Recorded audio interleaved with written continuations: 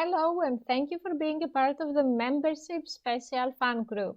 As promised, I'm going to restart posting videos here that they are going to be more inflammatory or controversial, probably for the main YouTube, and I'm looking very forward to your opinions and feedback.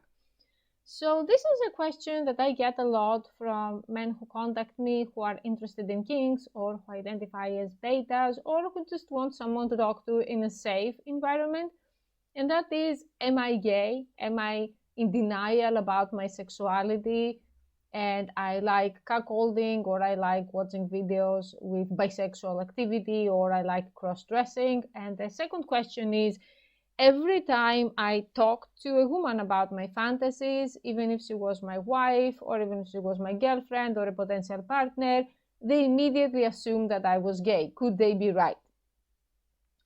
And I understand the very heavy burden of carrying this because this is something that I said publicly, but I'm going to emphasize it here. I identify as a bisexual person. I'm leaning towards men, but it's like 70% men and 30% women or 20%. And recently I had a very unpleasant experience because I realized that one of the women that I was involved with has been going everywhere saying to people that know both of us that she's not gay, and somehow I was interested in her but she wasn't. Like, I understand how difficult it is when you don't know who you're going to talk to about anything, and how can that be twisted and taken out of proportion, or people can just out you without your consent.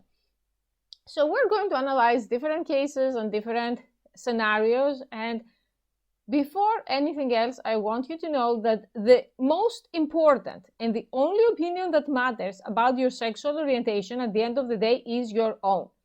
I'm just sharing how I see things here, and if it helps you, great. If you don't agree, your opinion is what matters, because we have people who act as self-appointed authority and sexuality police, and they actually project their own ideas from the 1800s or from oppressive religions, homophobic religions, to everyone else. That's not your problem, and that's not your burden.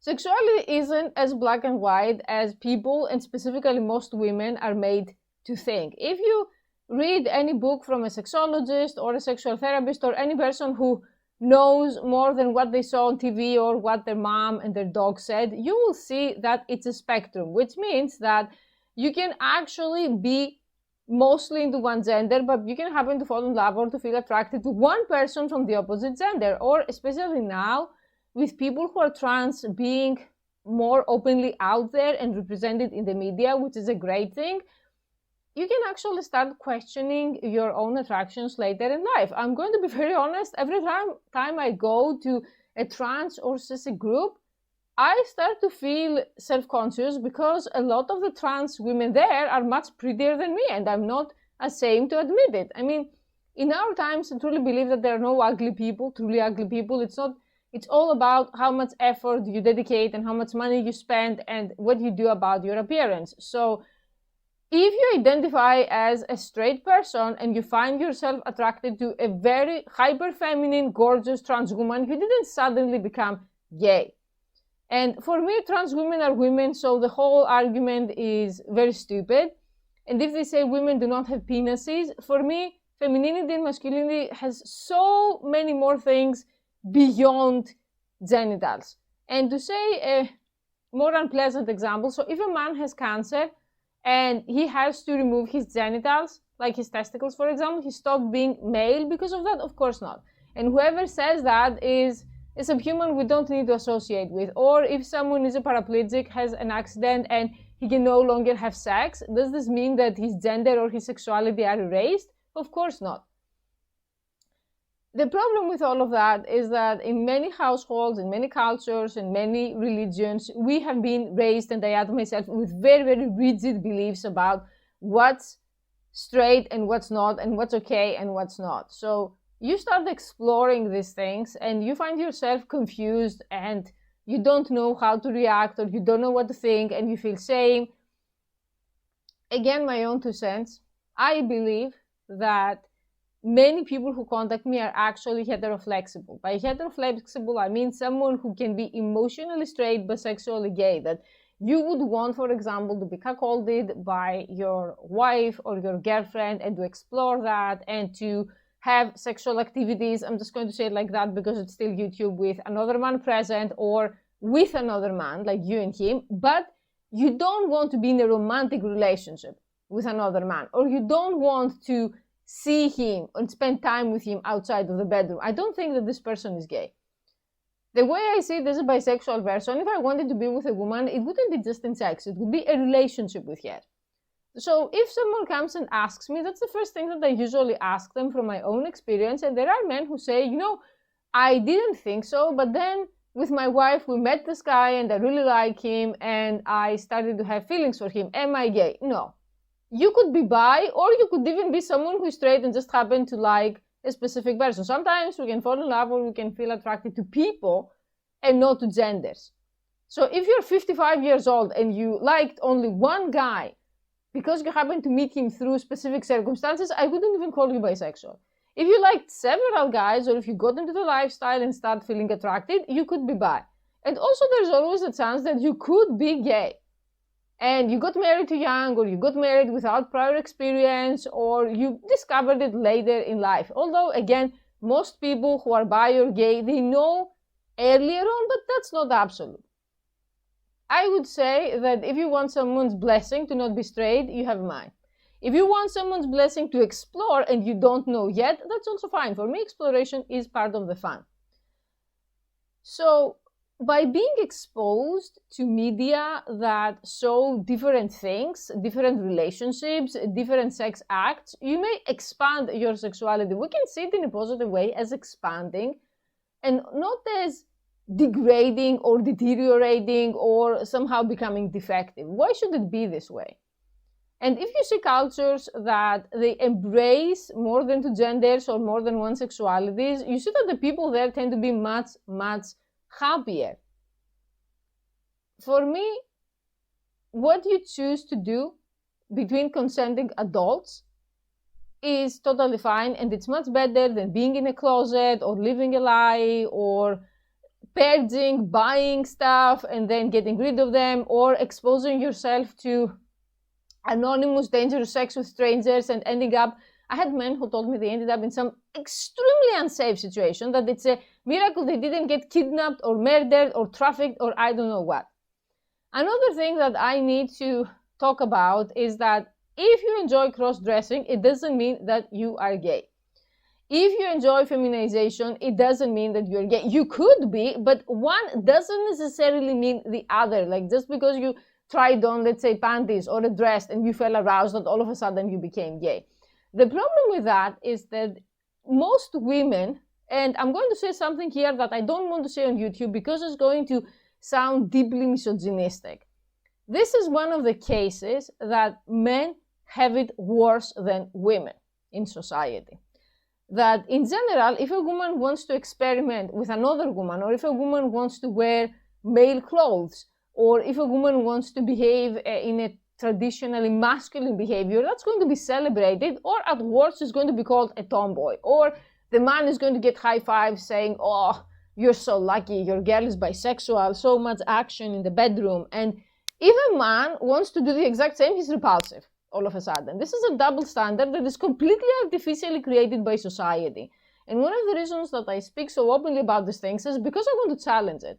What is the difference? Why do we see the Oscar ceremonies and the woman goes with a suit and people are praising her for her elegance if you see specific actresses, not necessarily trans actresses, but if a man goes with, let's say, a pink shirt, oh my God, he's out of the closet, detestable, cancelled, all of that stuff. So because women are raised in this society, they don't feel that they need to make effort. I'm really sorry to say that, but a lot of people are very low empathy, a lot of people are selfish, and also a lot of relationships deteriorate over time.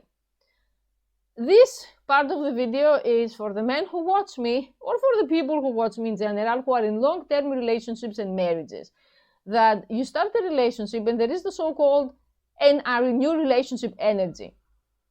For example, let's say there is a woman who is desperate to get married. She's in her 30s, she wants to have kids, she wants family stability, the 1.8 kids, the whole package. And you are extroverted, you like going out, you like hiking, you like trips with friends, and she enthusiastically participates in everything. But that's not her personality. If it was up to her, if she was single, she would just scroll social media and be on the couch and watch a movie and maximum go out to eat, and that's about it. The first 1 or 2 years that you are together, or until the marriage, she may participate because it's the excitement, it's trying something new, and it's also wanting to please you. After that wears off, and after she's married, a lot of people think, oh, I'm finished, I don't need to try anymore. So the real personality comes out, and the real personality may be something that it's completely different from what you know. Now, this sounds horrifying. This sounds like you married a total sociopath. I had friendships like that. I had relationships like that. I didn't have marriages that extreme, but still there were a lot of things after the marriage that I didn't know. So I don't know yet a way to prevent that, other than I would say don't get married at all, or if you want to get married, do it after 5 years and don't make hasty decisions.